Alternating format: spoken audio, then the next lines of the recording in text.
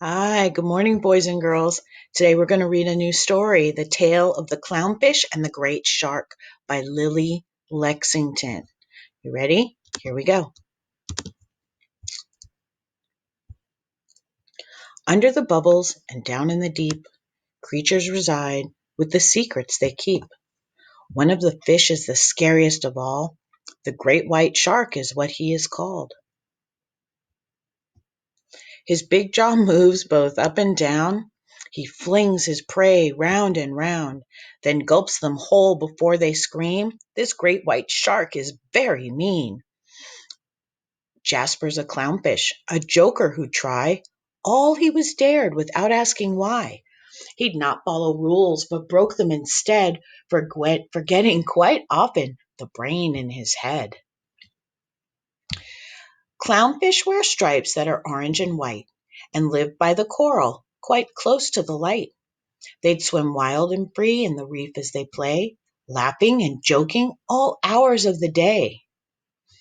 When Ozzy the octopus dared him to go and swim to the ocean bed way down below to pilfer a tooth from the shark that was there, Jasper swam down with not one single care.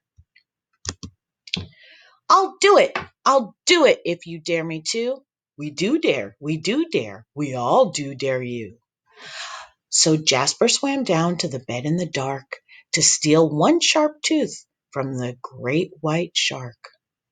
Jasper snuck up to the place where sharks slept, darting and weaving the closer he crept, when down came a net on top of his head, and he heard a most frightening voice, and it said, "What are you doing here, little clownfish?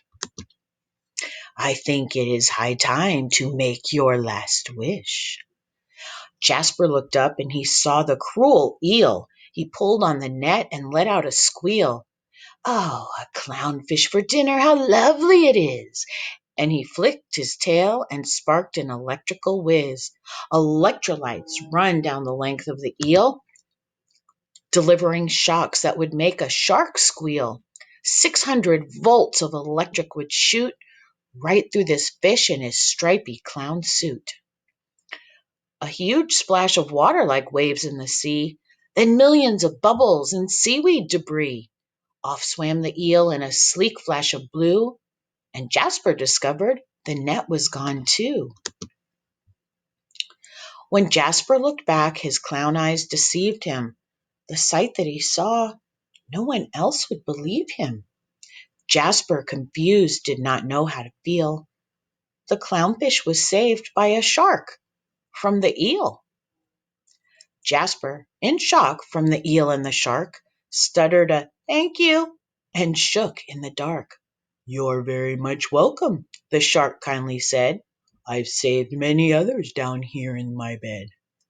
"You don't want to eat me?" Jasper exclaimed. "I am a whale shark," the huge shark explained. He turned and he pointed towards a seabed. "This my garden," the massive shark said. "I love to eat plankton, my favorite food, in salads and casseroles when it is stewed."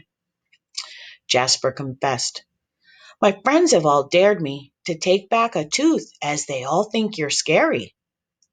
The whale shark smiled at small Jasper and said, "I'll give you a tooth. I've got heaps in my head.